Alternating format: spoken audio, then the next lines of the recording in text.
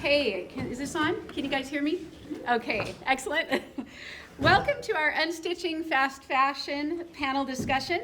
I'm really excited to see everyone here today. My name is Melissa Black. I teach in the English department, and our event today is co-sponsored by the American Association of University Women, the Porterville College Language Arts Department, and the Porterville College Cultural and Historical Awareness Program, also known as Chap. Every year since 2002, Chap has offered a series of events that celebrates the diversity of cultures and histories represented at Porterville College. Chap events are designed to promote understanding and appreciation of different cultures and perspectives. Our next Chap event after this one is a Cesar Chavez celebration on Wednesday, March 27th, 2024, 11:30 to 12:30 in the PC Quad. Mary Perez Dowling will be the keynote speaker, and she serves as president and CEO of the United Way of Central Eastern California. Notably, she's also a recording artist, and she works in the mariachi genre and has recorded her first album, Canciones con Alma, which launched in December of 2023 and is a testament to her passion for cultural expression and musical artistry.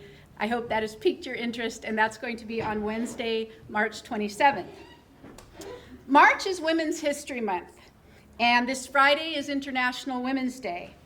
Across the globe, most garment workers are women, and we all wear the fruits of their labor. Our clothing, then, is more than a fashion statement. Each thread tells a story about how the garment was created, obtained, and eventually sold to you. Our panelists today are Hannah Rice, Marissa Jones, and Maria Roman. Hannah Rice is a sewist who founded Langley Threads in October of 2021 as a response to learning about the fashion industry and the conditions in which our clothes are usually made: poor working conditions, long hours, and low wages. Hannah is passionate about creating clothing with great care and about educating and bringing dignity back to the profession of creating garments. Marissa Jones is a second-year student here at Porterville College, majoring in English. Through her research for a project on fast fashion, she discovered how horrendous the fast fashion industry is. This created a desire to change, to spread awareness, and to advocate for those who are affected by the industry. Marissa is passionate about the rights and safety of people and bringing awareness to her community. And PC Professor Emerita Maria Roman is currently president of the American Association of University Women Porterville branch. Growing up in the 1960s and 70s in a large family with 3 older sisters, hand-me-downs were always expected, and Maria was taught by her mother and in sewing classes to sew her own clothes. So Maria is going to open it up for us. Thank you very much.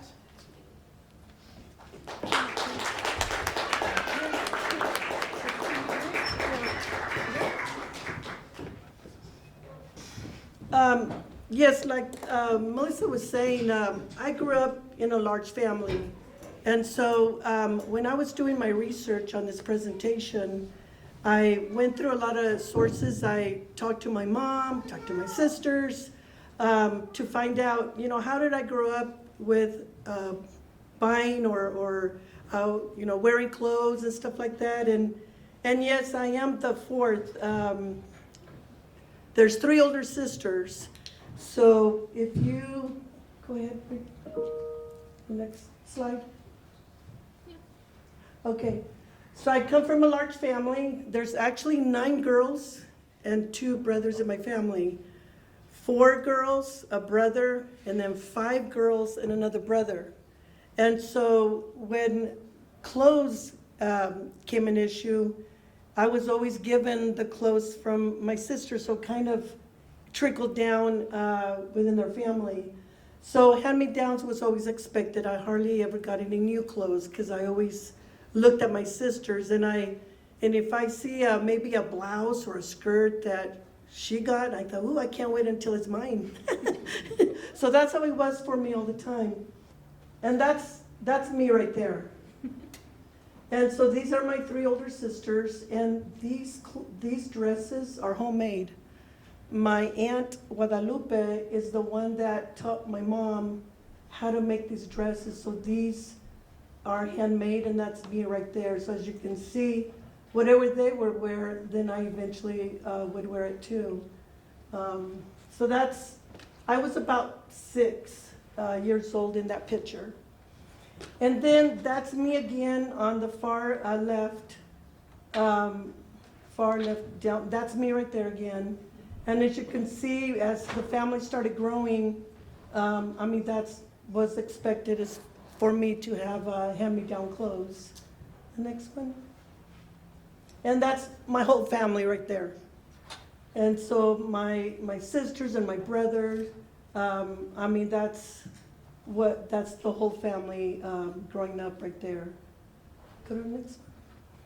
So what I did is when I started my junior high at Bartlett School, anybody know where Bartlett is here? Okay. I went there. And that's where I learned how to sew.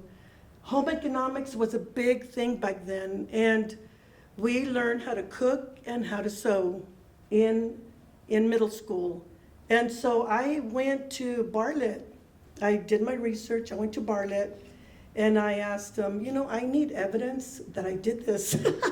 Do you have anything? And Miss Brown is the librarian there, and she gave me access to the yearbooks.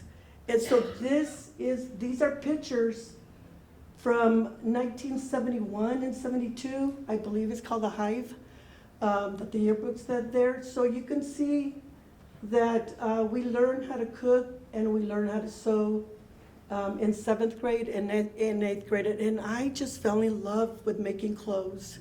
I was able to do, you know, corduroy pants, blouses, skirts, dresses, simple dresses, you know, like that. They're so easy to make and so cheap. And back then, cotton was, of course, you know, we did that. So, I mean, those are some of the samples those are so easy to make that anybody wanting to do it could do. And I learned how to do that. And we also learned not to waste any leftover fabric. You know, back then we were able to make bracelets out of cloth, and we would put a little, you know, a pendant or something like this in a little clip. We also did headbands. So we didn't waste any scraps. Anything that we could, we learned how to use fabric to, you know, the best that we could. So that's some of the pictures there. Next one. So here you can see the sewing machine here. That was typical back then in the early, you know, 70s, that we could just, you know, sew whatever we wanted to. And you can basically go to any department store and buy the patterns there. And you could get the pattern once and then just make it different, use different kinds of materials to make that same dress, the same, you know, pants. But you could see that's an example there. They're very similar. And you would just kind of use the same pattern to make 2-3 things. And it was just wonderful to learn that. Next slide. So, you know, I took 2 years in middle school and 1 year at Wenatchee. When I started my freshman year there, they had home economics as well. Cooking and sewing continued in high school. And so when I started there my freshman year, I continued to sew, and I learned how to cook and everything in home economics. And here at Porterville College during that time, there was a home economics building. I'm not sure what was taught, you know, then, but, you know, that was a skill that everybody learned. And so, okay, so that, scarves, headbands, we didn't waste any fabric. Okay, next. And so in high school, that's when everything changed for me. You know, I lost the interest in to make my own clothes because I couldn't really keep up with the fashion that was changing so much. And back then, ditto pants, hash jeans, tube tops, bell bottoms, and everything. I just couldn't keep up with it, so I did. I lost interest, and I became a victim of fast fashion because I wanted to, wear the latest and stuff. Go ahead. So these are pictures from my yearbook, in 78 and 79. This is typically what people would wear in high school. You can see the ditto pants that she has on the far left. Keep going. Next one. And I'm wearing let me see. I'm wearing a tube top. That's me right there. And I have a tube top on with that. I couldn't make that, so I went ahead and bought it. So that's me. And next one. And then the boys would wear corduroys. That was the in thing to do different colors of corduroys with a simple top. Next. Again, corduroys and stuff. This is from my yearbook. More corduroys. Girls, dittos, overalls and stuff like that. Was very popular. That coat on the left, I had one like that. That was really popular to wear as well. And girls, that's dittos, hat sheens and whatever. Go ahead, just continue. That's me right there at the bottom with a long sweater. Right there, that's me. Keep going. And these are the maxi dresses for formal wear. This is a formal wear. Melissa's holding one up. Those were so easy to make, guys. So versatile, so many colors and stuff. So see in the formal fall, the Queen's Court, she's wearing some. Next one. There you go. See-through long dresses was in. Keep going. There's more maxi dresses there. And that's my senior picture. I have sequins on there. It's a red blouse with really nice sequins all over my blouse that was in. And that's my class picture. As you can see, the guys are wearing thick ties, and we just would wear, anyway, that's it for that. And I think we're done. And then that's just, I got that from the internet. Go ahead and continue. Okay, this is the hash jeans. And see that saddle back right here? That's to accentuating our bodies. That was in. And so those are the bell bottom. That's the hash jeans right there, the second one. Those were really popular back in high school. Okay, and then so I wanted to bring this up because, Porterville overall has been a conservative town. Even though you do researches in internet, just be careful when you do that, because it also depends on the culture of the community that you're living in. Even though this was the fashion in Hollywood or whatever, Porterville has been a pretty conservative town overall. That I've been living here almost all my life. So anyway, denim, really, really popular. Still popular today. You wear that, you're okay. Okay, and then so I went to Sierra View 2 weeks ago for blood work, and I just was looking around. 98% of the people were wearing jeans. About 50% were wearing tennis shoes. The other ones work boots or cowboy boots. So just make sure that when you're doing research, do local research, and that's what I did. I did yearbooks, and that shows the true picture of the subject that you are studying. Okay, so what we're going to do next is show you really quickly what Marissa and I are going to do. I wore this as an example of a plain black dress, and so my shoes back there too. Oh, your shoes. So what I learned nowadays is to, be creative of what you're doing. We only wear 20% of our wardrobe, and if you look at my closet, I have stuff there like crazy, right? But we really don't need that much, different outfits and stuff. So Marissa and I both have plain, simple black dresses. And I actually have a book that's called The Little Black Dress. You can make so many outfits with this black dress that we have. So Marissa, all you have to do is, wear that shawl.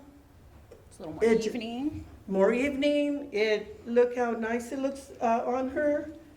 You can wear it up. This is one that, this is more glittery and stuff. You just put it on. And she can wear it as a scarf. She can wear it around. You just dress it up again. And then this one is informal. So this is the long poncho kind of, she can put it on right there. She'll be set to going, whatever she wants to do. These are my shoes, so if I just want to, wear those, I just take this off and wear these. That's basically all I need in order to dress it up, okay? So that's what I learned, is to just take something simple and make the most of it. And that's it, that's my presentation. Okay? Marissa's next. Do you need help? Huh? Do you need help or you got yours? No, I got it. Thanks. Don't miss your shoe. I know. Hi, I'm Marissa Jones. Do we have?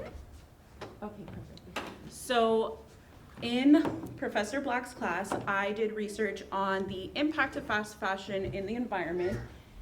And as I saw, it started after Maria's time, but we transitioned from sustainability and a lot of the clothes and things that Maria was talking about. We made our own clothes. We didn't waste anything. We did hand-me-downs. So we had all of these wonderful, beautiful clothes, but we weren't keeping up with the micro trends. So as we left sustainability and things that were ethically made, we transitioned into fast fashion. So all these bright colors, crazy fabrics, and fast fashion is trendy fashion or garments that are quickly and cheaply made, emphasis on cheaply, with non-sustainable or unethically sourced materials and labor. So when did fast fashion start? We can see a rise in fast fashion in the late 1990s, early 2000s, as we focused a lot in Hollywood for our fashion trends.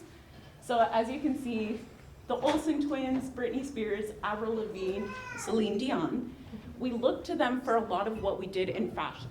So as quickly as things were coming off of the runway, they were coming to stores. And unfortunately, that came at a cost. So these clothes were not made of the same quality. We have a high quality piece on the rack. Melissa, can you get that? And as you can see, the workmanship in it is very different than the other outfit she's holding up. So if you would like afterwards to observe the stitching, everything, the quality of the material is very different. So now we're seeing it become more of a growing problem because as influencer culture rises, we all kind of became victims to it. And it became a little too accessible. So it was becoming a little too easy to buy shirts that were $2, $3, when in the past they were, how much, Hannah? How much were shirts in the 90s? They were $13, but $13, but with the price. with inflation, that would be about $60 today. Yes, and that's what they're worth, because with the material, with the labor, and with things being ethically sourced, that's what they should have cost. Now, what we can do to be more aware and stop the problem is we share awareness like we're doing today, and we don't participate in fast fashion. A lot of what I have on today is thrifted, or things that I've had for 8+ years. So just keeping your items, especially buying smart, like Maria was saying, getting things that you can wear more than once, getting things you can wear in different ways, it's very important. And we can thrift, we can closet swap with our friends, our families, or you just buy your trendy clothes secondhand, because at least you're not participating in fast fashion and creating a demand. So buying ethically made and sourced clothing, we have a resource page that has a lot of that. And another thing you can do is shop small. So like Hannah, she owns her store and she's gonna talk to you about that.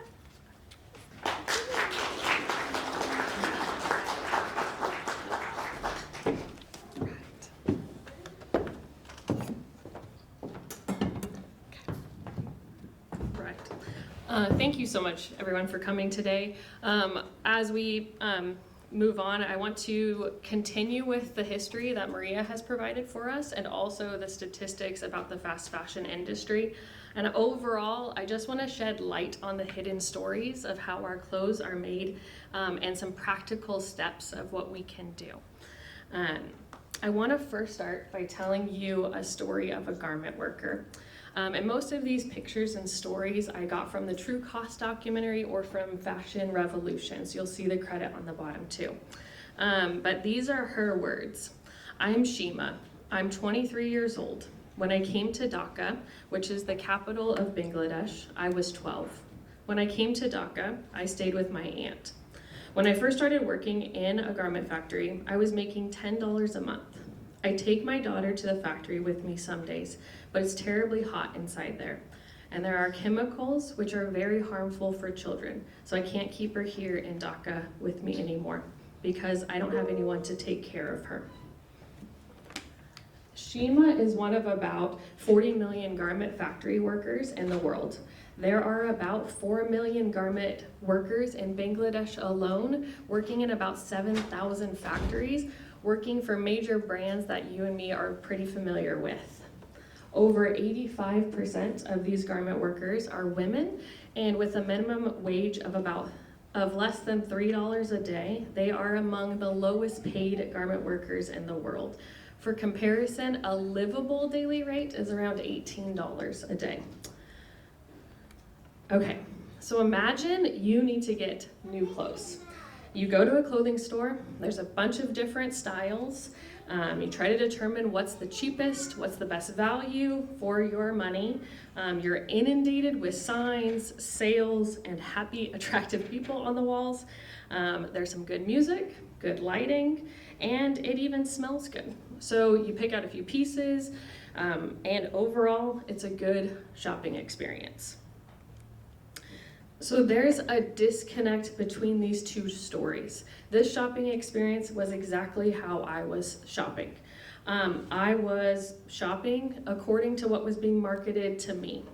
I wasn't being told the full story of how the rest of our clothes were truly being made, and I never thought about the pricing. I just wanted whatever was cheapest, and I never thought about how or who was making our clothes. So I want to look at these very popular clothing company slogans, and I want us to really listen to what these are selling us. I'm sure most of us know all of these.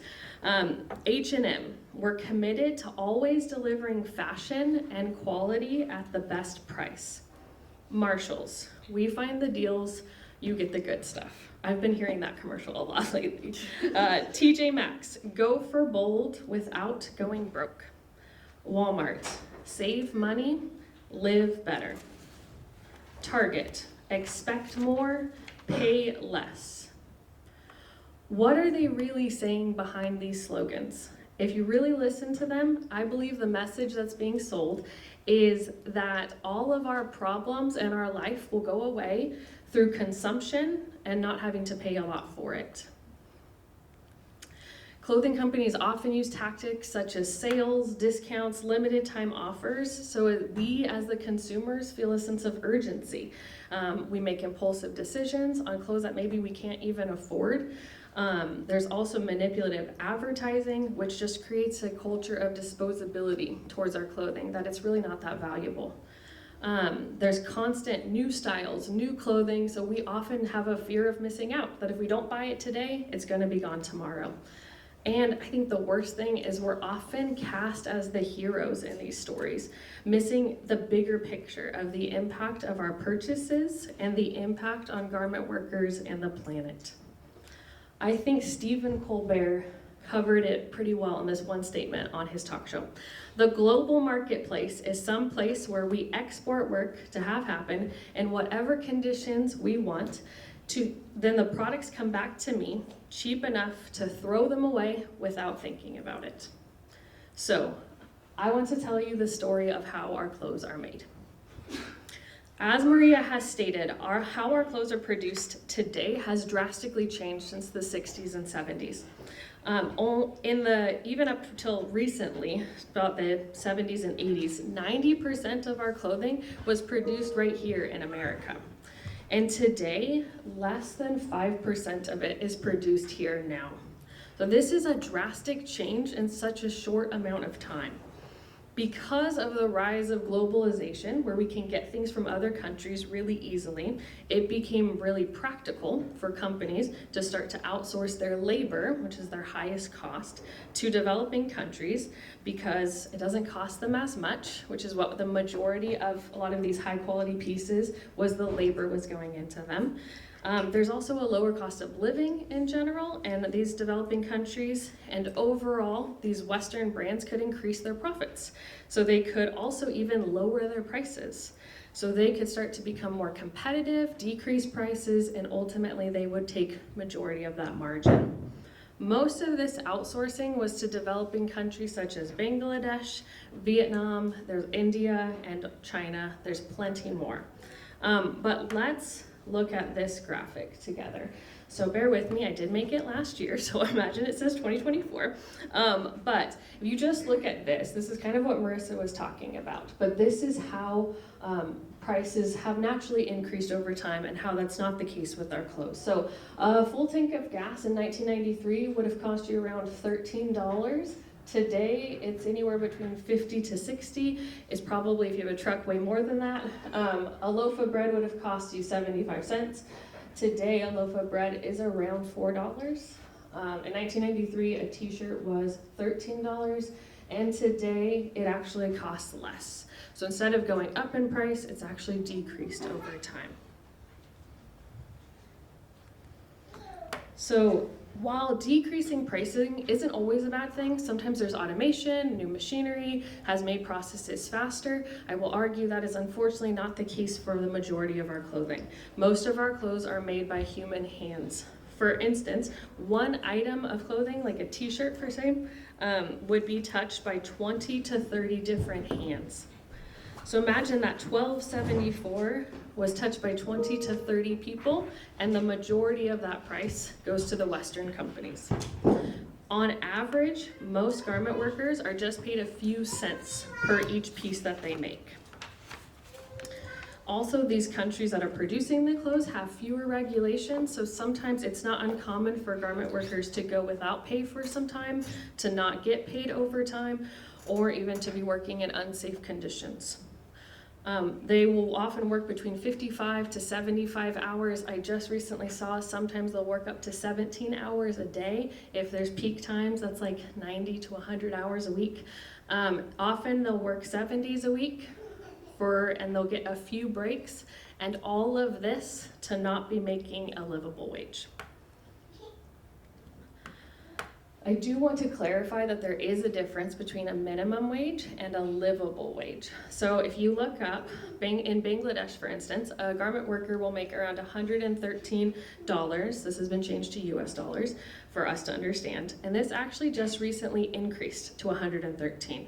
But there's a big difference between what is actually livable. In Bangladesh, it states that the livable wage is around $300. A garment worker stated that $113 will cover rent and a little bit of food.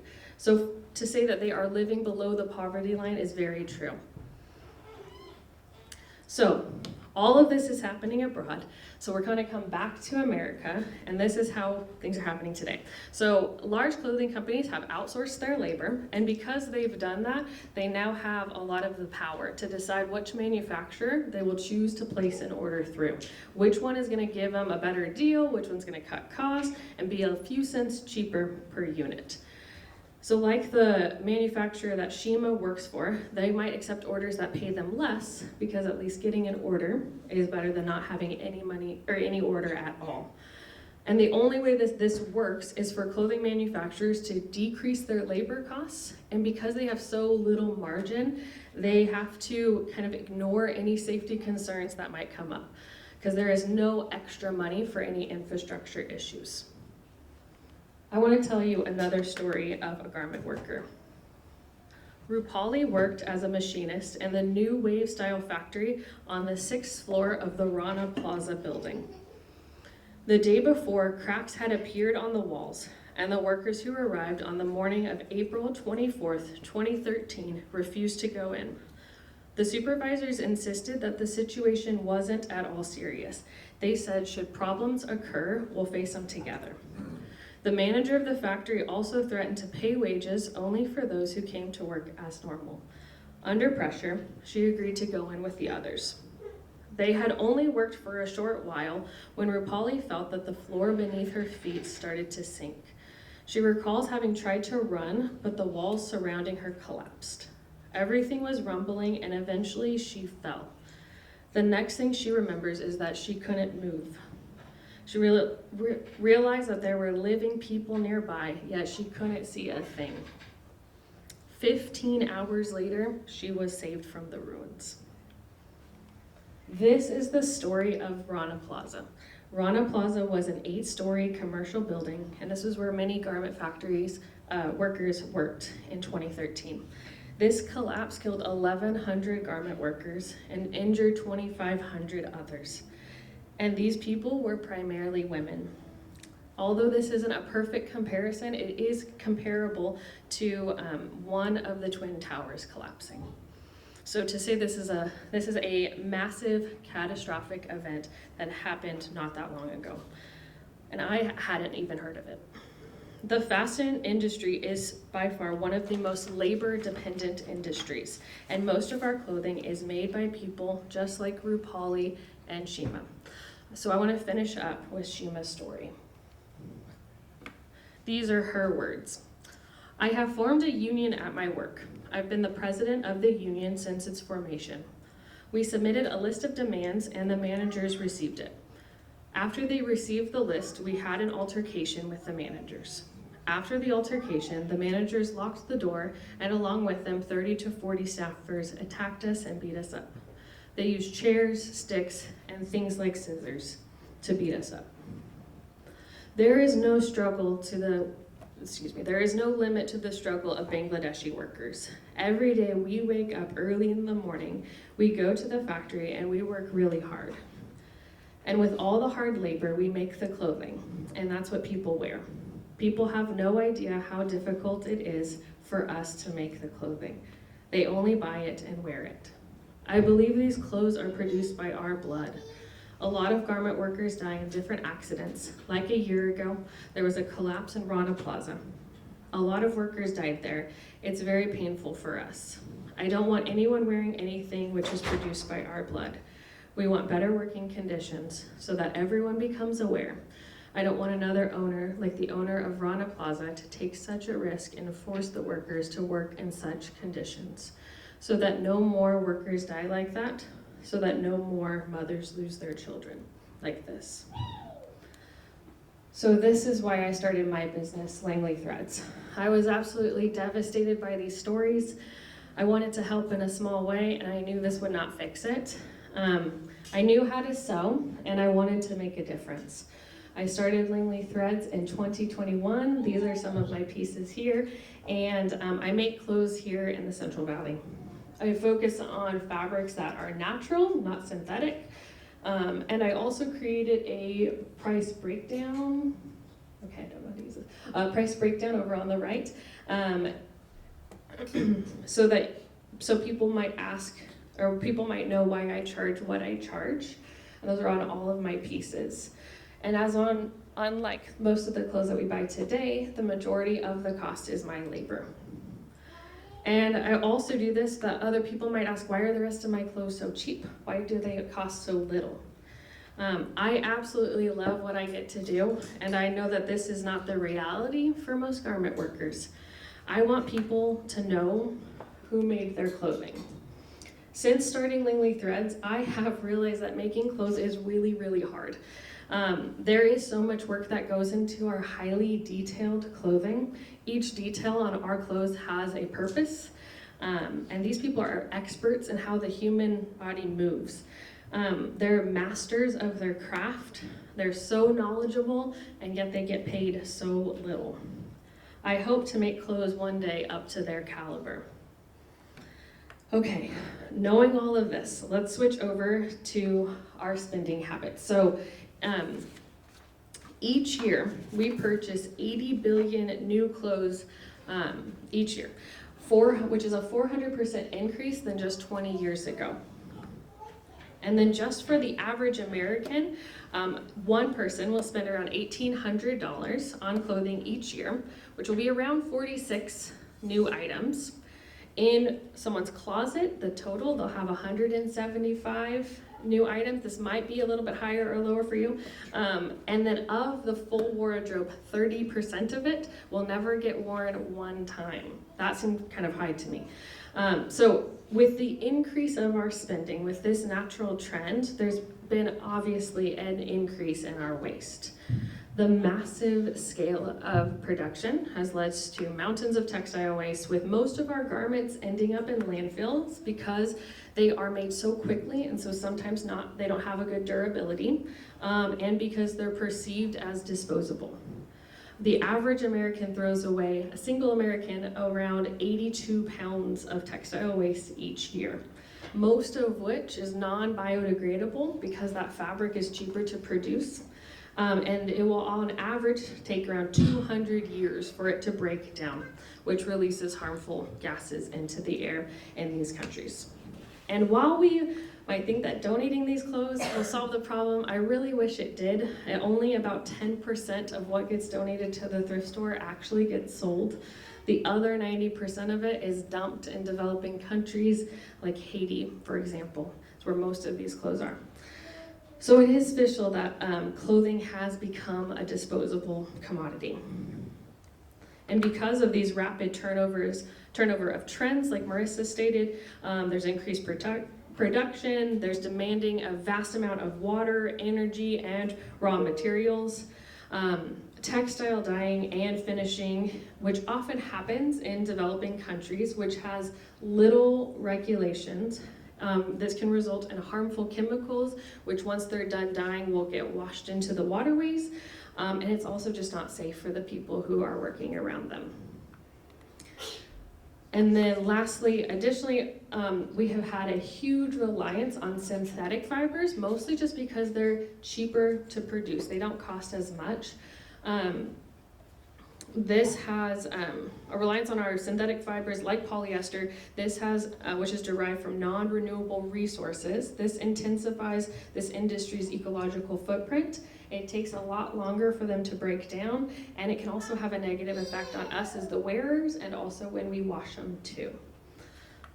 Okay, so this is the full cycle of the fast fashion industry. There is a lot to this. I tried my best to cover each topic a little bit, but there is so much to this, and this is currently how the fast fashion cycle functions. So today, I want to imagine a new cycle together, because this may feel very overwhelming, and it is. There's a lot to this, and there's not a simple fix by any means. And it might feel like, well, great, I can't buy any new clothes anymore. And I will argue that is definitely not the case. There are many solutions to this. And I also think it's important to say all of us up here, we all really love clothes. And I think what I'm proposing is that we love our clothes again and love our style. I truly believe a new way of purchasing clothes can bring us more joy to our garments. You also might be thinking, well, that's great, but I can't afford clothes that are made ethically. They're way too expensive. And that is a fair point as well. And I agree with you.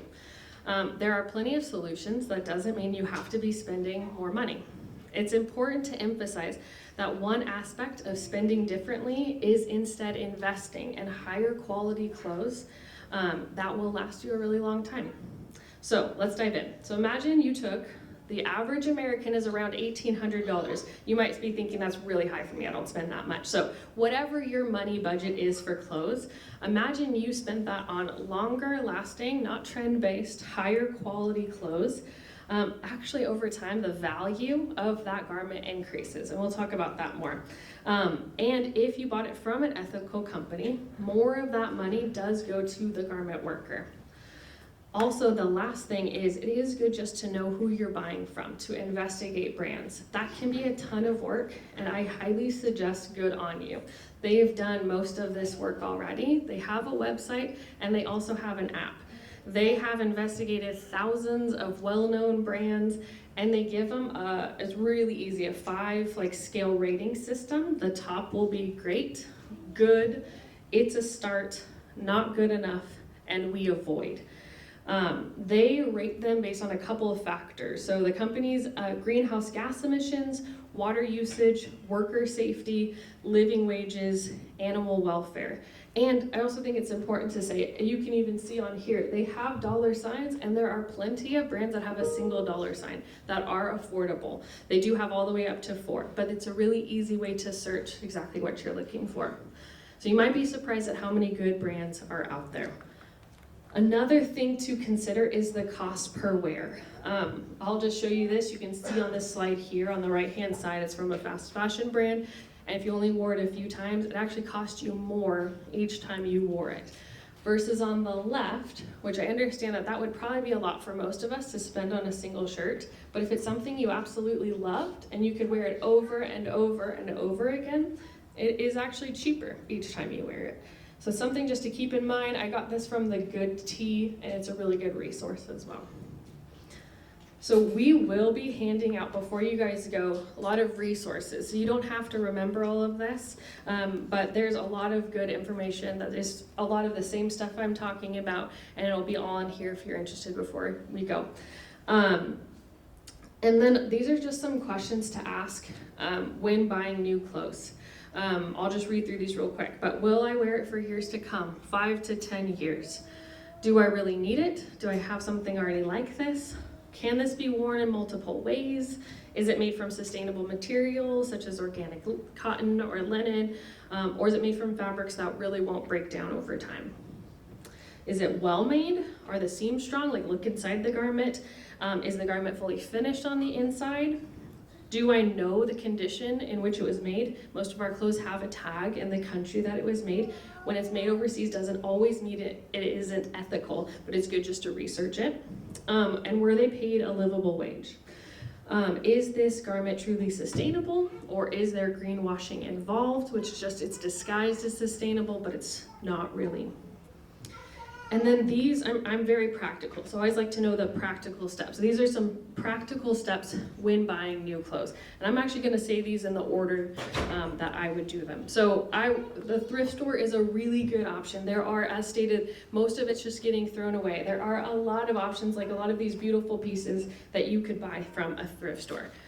And we've got a lot of great ones listed on our resource page as well. Also, it's just fun. I do this with friends. When I'm done with something, give it off to a friend. It does create more of a story. You remember who you got it from. And it's also free that way too. A clothing swap's a really fun idea. I'm wanting to start some of these at my shop. But they're free, and you just bring a bunch of stuff, a bunch of your clothes, and then you can get some new clothes too. Last two, renting is also a good option. If you had a nicer event and you needed something, there's a lot of great companies you can rent something, and it's just a one-time thing. And then you send it back, and it will actually cost you less than if you only need it that one time. They're very easy. I think Rent the Runway is one of them. And then I'd say lastly, save up and buy something new. Invest in something made from an ethical company that is from the Good On You site. And so that you know majority of your money is going to good practices.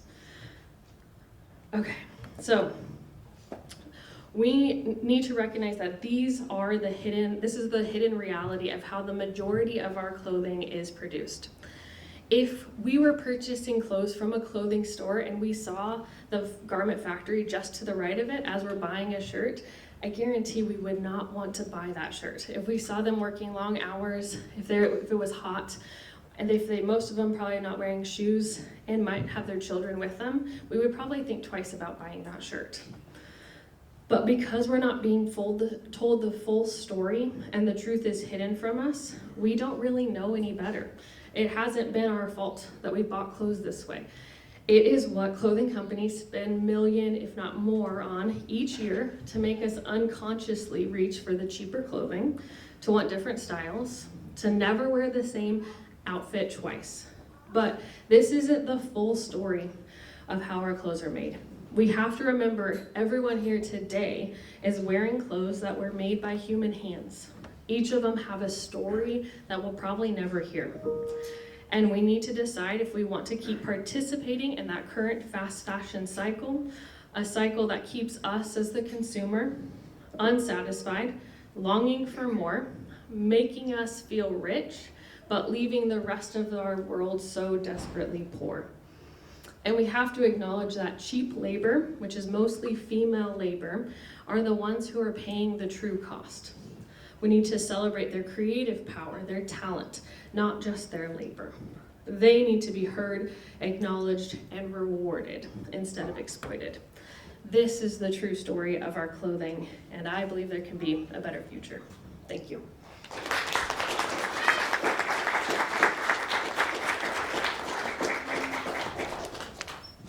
Wonderful. That was wonderful. Thank you. Everyone. Okay, thank you. We have time for a question and answer session. So if you would like to ask a question of Maria, Marissa, Hannah, please raise your hand. We'll bring you the mic. What sort of role is technology, like smartphone technology, playing in this cycle? So like I was mentioning, the rise of influencer culture, and especially when you can go on TikTok, Instagram, any really form of social media, even just online, and see things like a haul video where they're showing you all these clothes that they bought, and a lot of the time it's from fast fashion websites. If you can afford $750 of fast fashion clothes, you can afford to buy something more ethical. Seeing these things and it being part of our everyday life, it makes it almost impossible to escape the cycle.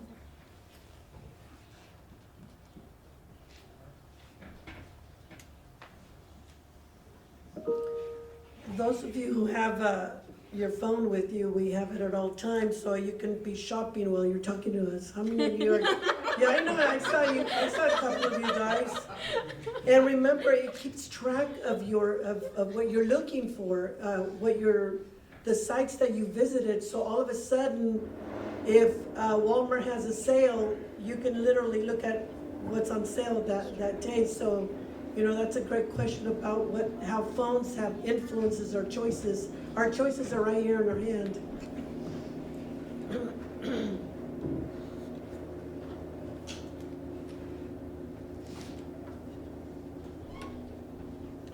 Okay, so if you guys don't have any questions, I do want to ask you a question.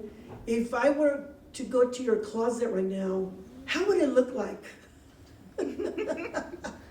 How many of you are guilty like I am that we wear the same clothes every single week, right? You're saying yes, yeah, see?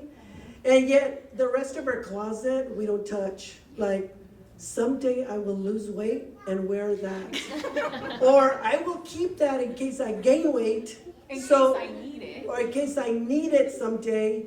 We are all guilty of that. I have to admit it. How many of you have your closets full of stuff you don't need? Good, okay, see?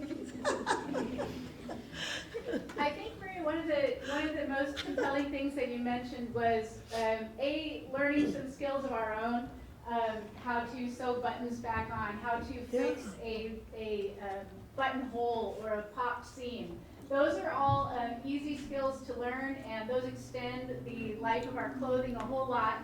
If you look here on the rack, one of the things I think that's really an important theme about what we're talking about today is for all of us to recognize where we are in the historic timeline of clothing. 1911, the Great Fire in New York, that was the start of the ILGWU and other really strong unions that helped garment workers to make a living and to be honored for their work.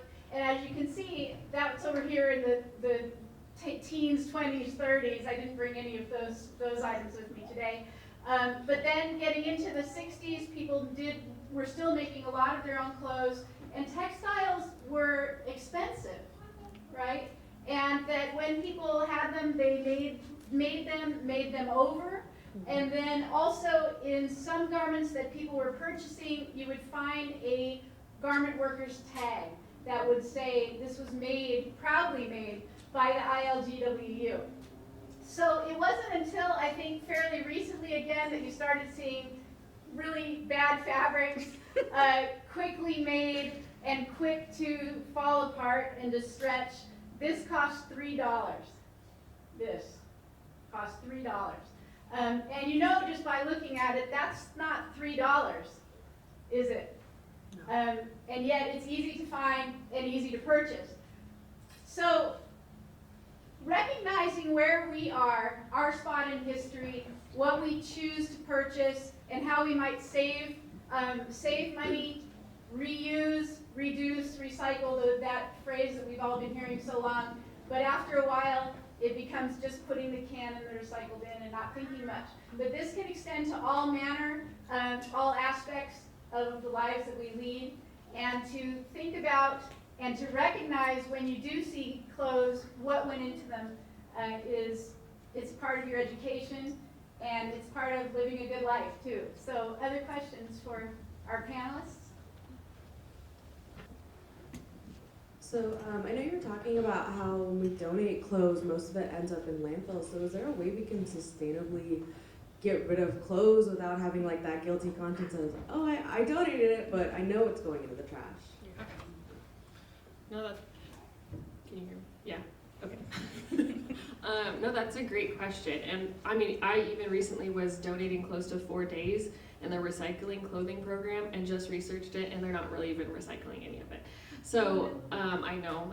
So it is hard, and that's valid. I mean, I think more people are thrifting, so I still think it's good to still keep giving your clothes there. I think more and more people are going to buy from the thrift stores.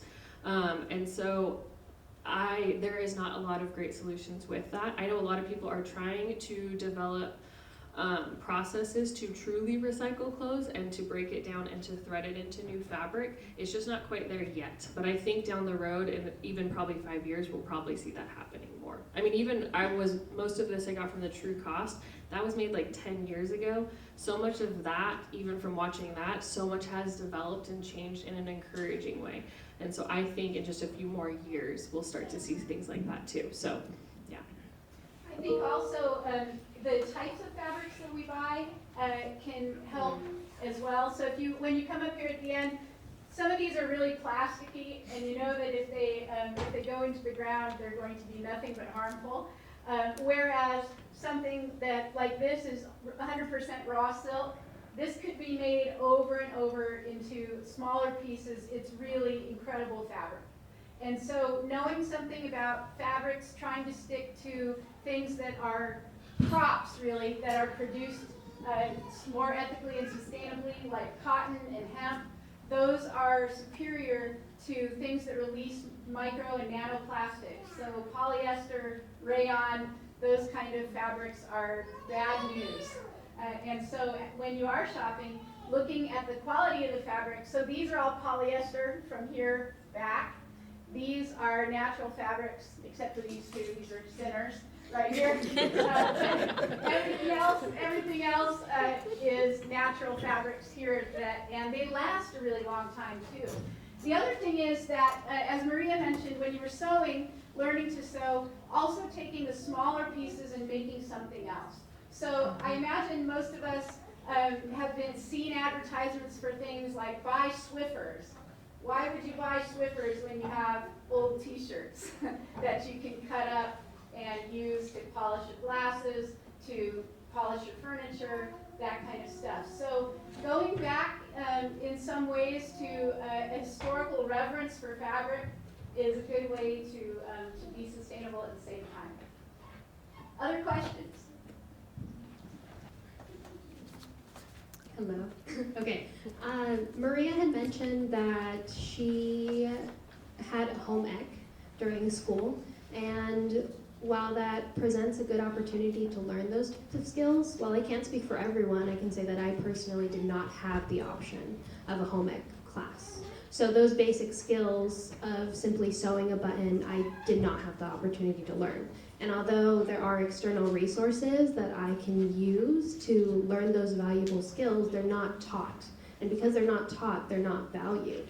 And I think that because of that, it funnels a lot of people into the fast fashion and into buying from these companies.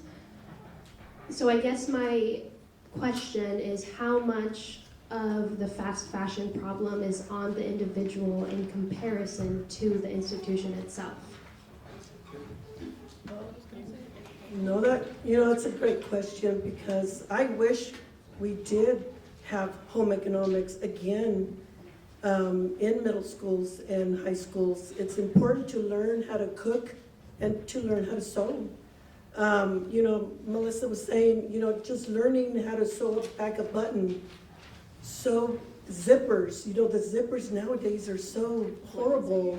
Yeah, flimsy, and be able to, sew some back. Those are great skills. I did learn, though, that at Bartlett, Mrs. Gallagher is the new teacher for home economics there, and she did bring back sewing there. I'm not sure if others are following, but I know I learned that, and I was really happy, but I totally agree with you. But nowadays, you guys could just Google how to sew a simple, button, and you'll be able to learn that on your own. There are some fabric stores that do offer workshops on how to do that. So you might want to look at Calico Fabrics here in Porterville. Calico Mermaids. They do have fabrics, and they do have workshops on how to do different things like that. Adding on to what Maria's saying, I'm also of the generation where we weren't taught these things. And I mean, if you wanted to learn those things, you kind of had to seek out. I picked up little things like that from like my mom, my grandma. I'm not great at it like they are, but just trying to learn those things, unfortunately, it wasn't taught to us. So I don't think that anyone is to blame for not having given that knowledge. But there are things that we can do to learn that. And again, none of this is to place blame on anyone that's participating in fast fashion. It's just to educate and to bring awareness. Yeah, I can hear your point in that, like, where does the blame fall? And like, yes and yes, right? I mean, there is so much that's happening behind the scenes of like Fashion Revolution that I mentioned. They're doing a lot of good stuff and trying to redeem this and bring, even to put some laws into place for workers, right? So yes, a lot of that is happening, and we might not know about that, and really we can't do anything about some of those things. And so all we can be responsible for is what are we supporting. But I do feel encouraged of what is happening, and this is my shameless plug. I do also teach sewing classes. So if you did want some, and I've started to teach kids, and I feel really encouraged because I think we're missing that part of like doing things that are tactical and being around people and doing things with our hands. I'm seeing more and more people want to learn how to sew again. And so I love that, and I hope more of that continues too. So that's a good question. I think that's a really fantastic question, Lisa. Awesome question.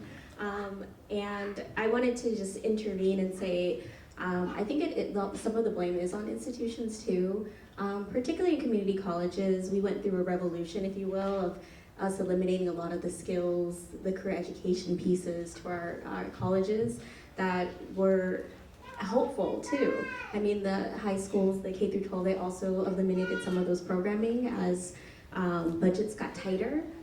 We did the same thing in higher ed. As budgets got tighter, we eliminated those things, and they weren't seen as useful and important.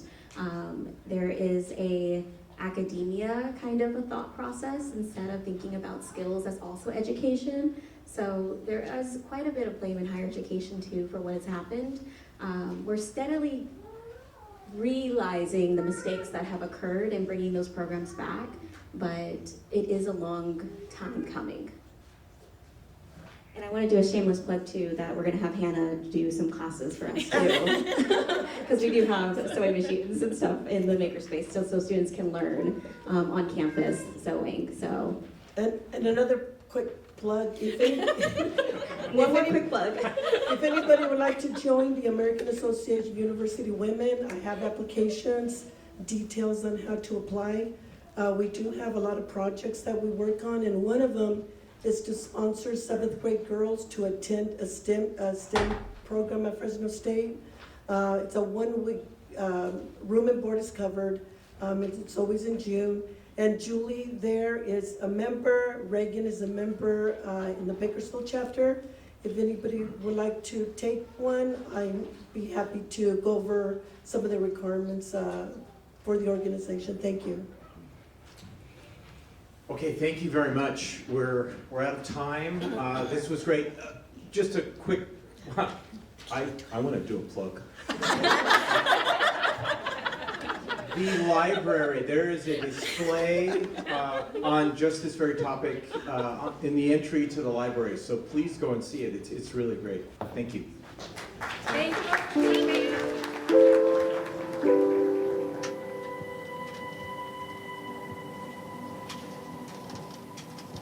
Thank